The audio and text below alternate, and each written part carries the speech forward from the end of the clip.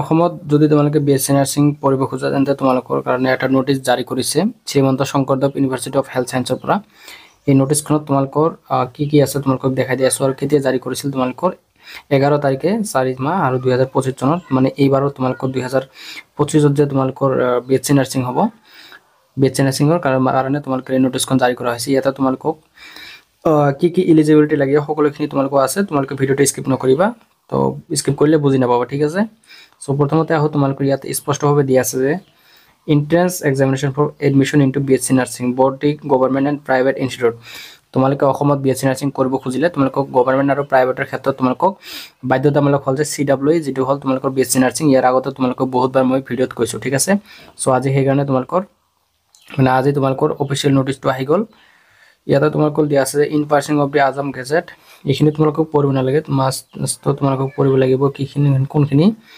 ইয়াতে তোমালোকৰ দিয়া আছে যে বিএসসি নাৰ্ছিং পৰীক্ষা কেতিয়া অনুষ্ঠিত হ'ব। ইয়াতে ডেটটো দিয়া আছে যে 22 তাৰিখে তোমালোকৰ 22 তাৰিখ 6 মাহ 2025 তাৰিখে তোমালোকৰ 25 চনৰ মানে অনুষ্ঠিত হ'ব। মানে এইবাৰ তোমালোকৰ 2025ত তোমাৰ 6 মাহ মানে তোমালোকৰ ধৰি থোৱা এইটো কি হ'ল তোমাৰ এপ্ৰিল জুনৰ 22 তাৰিখে তোমালোকৰ পৰীক্ষাটো অনুষ্ঠিত হ'ব। আৰু ইয়াতে আৰু দিয়া আছে যে তোমালোকৰ আজি হ'ল 17 তাৰিখ 23 তাৰিখৰ পৰা ফৰ্ম ফিল আপটো আৰম্ভ হৈ যাব। ইয়াতে দিয়া আছে online application form shall be available on university website from 23 তাৰিখ 4 মাহ 2025, ঠিক আছে। সো তোমালোকৰ 23 তাৰিখৰ পৰা অনলাইন তোমালোকে ফৰ্ম ফিল আপ কৰিব পাৰিবা। আৰু কিমান দিনলৈকে তোমালোকৰ থাকিব ফৰ্ম ফিল আপটো 22 তাৰিখলৈকে থাকিব হা। 23ৰ পৰা 22 তাৰিখ 5 মাহৰ মানে 22 তাৰিখ 5 মাহ 2025 লৈকে তোমালোকৰ ফৰ্ম ফিল আপটো ডেট থাকিব। এইখিনিৰ ভিতৰত তোমালোকে ফৰ্ম ফিল আপটো কৰি ল'বা। আৰু ইয়াতে তোমালোকৰ আৰু দিয়া আছে যে কিছুমান তোমালোকৰ কি এক্সাম চেণ্টাৰটো দিয়া আছে। The entrance examination will be held in the centre গুৱাহাটীত হ'ব তোমালোকৰ, ডিব্ৰুগড়, শিলচৰ, যোৰহাট, বৰপেটা, তেজপুৰ, ডিফু, লখিমপুৰ, নগাঁও, কোকৰাঝাৰ, নলবাৰী, ধুবুৰী, শ্বিলং, আইজল, ইটানগৰ, আগৰতলা। এইখিনি তোমালোকে চাই ল'বা। এইখিনি তোমালোকৰ নিয়াৰ বাই চেণ্টাৰটো তোমালোকে এপ্লিকেশ্যন ফৰ্ম যেতিয়া ফিল আপ কৰিবা তেতিয়া চিলেক্ট কৰিবা, ঠিক আছে।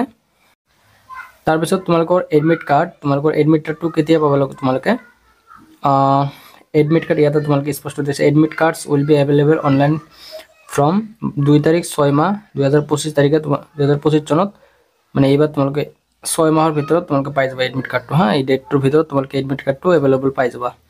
আৰু এডমিট কাৰ্ডটো চেক কৰাৰ কাৰণে তোমালোকে কি কৰিবা তোমালোকৰ যিটো ৱেবছাইট থাকিব SSUSৰ যিটো ৱেবছাইট আছে Srimanta Sankardev university of health সায়েন্সৰ ৱেবছাইটত তোমালোকে যাই এন্ট্ৰেন্স এক্সাম বুলি তাতে লিখা থাকিব হা। এন্ট্ৰেন্স এক্সামত তাতে ক্লিক কৰি তোমালোকে তাতে পাছপোৰ্টটো দিবা। ইয়াতে তোমালোকক এটা ইনষ্ট্ৰাকশ্যন দিয়া আছে যে পাছপোৰ্টৰ জৰিয়তে তোমালোকে এডমিট কাৰ্ডটো পাবা, ঠিক আছে। সেইকাৰণে তোমালোকে পাছপোৰ্টটো ভাল কৰি ৰাখি দিবা। আৰু যদি তোমালোকে কিবা জানিবলগীয়া আছে তেন্তে তোমালোকে ইয়াতে দিয়া আছে যে এই নম্বৰত তোমালোকে হেল্পলাইন হয়, এই নম্বৰটোত কল কৰি তোমালোকে জানিব পাৰিবা, ঠিক আছে। সো এইখিনি তোমালোকৰ আছিল এটা সৰু। তোমালোকে যদি কোনোবাই ভাবা ভিডিঅ'টো পজ কৰি তোমালোকে চাব পাৰিবা, তো চাই লোৱা। তো এতিয়াৰ পৰা তোমালোকে পঢ়া শুনাটো আৰম্ভ কৰি দিয়া, কিয়নো তোমালোকৰ হাতত সময় একেবাৰে নাই। ইয়াতে তোমালোকে পৰীক্ষা অনুষ্ঠিত হ'ব। ইয়াতে তোমালোকে দিয়া আছে 22 তাৰিখ 6 মাহ 2025 চনত মানে তোমালোকৰ পৰীক্ষাটো অনুষ্ঠিত হ'ব। সো এইখিনি আছিল তোমালোকৰ এটা সৰু ইনফৰমেশ্যন, যদিও ইমান কি নহয়। তো বহুতো ছাত্ৰ ছাত্ৰী গম নাপায় যে কেতিয়াৰ পৰা আৰম্ভ হ'ব। আৰু হা তোমালোকৰ Srimanta Sankardev university of health সায়েন্সৰ যেটো তোমালোকৰ বিএসসি নাৰ্ছিঙৰ পৰীক্ষা সেইটো তোমালোকে গভৰ্ণমেণ্ট পঢ়িলেও দিব লাগিব আৰু প্ৰাইভেট পঢ়িলেও। অসমত যদি তোমালোকে প্ৰাইভেট পঢ়া তেতিয়াহ'লেও তোমালোকক দিব লাগিব আৰু মিনিমাম নাম্বাৰ এটা তোমালোকে স্ক'ৰ কৰিব লাগিব, ঠিক আছে। এটা মিনিমাম নাম্বাৰ 30ৰ ওপৰত তোমালোকৰ কাট অফটো যাব। প্ৰাইভেট হওক বা গভৰ্ণমেণ্টৰ ক্ষেত্ৰত তোমালোকক নাম্বাৰটো লাগিব। সেইকাৰণে তোমালোকে পৰীক্ষাটো ভাল কৰিবা হা। যদি পৰীক্ষাটো তোমালোকে 20 পোৱা বা 15 পোৱা 10 পোৱা তেনেহ'লে তোমালোকে প্ৰাইভেটতো পঢ়িব নোৱাৰিবা। এনেকুৱা তোমালোকৰ পৰিস্থিতি হৈ গৈছে বৰ্তমান অসমত পঢ়িবলৈ হ'লে, ঠিক আছে।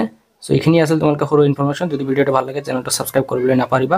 সো আজিৰ ইমান আছিল, ধন্যবাদ। কি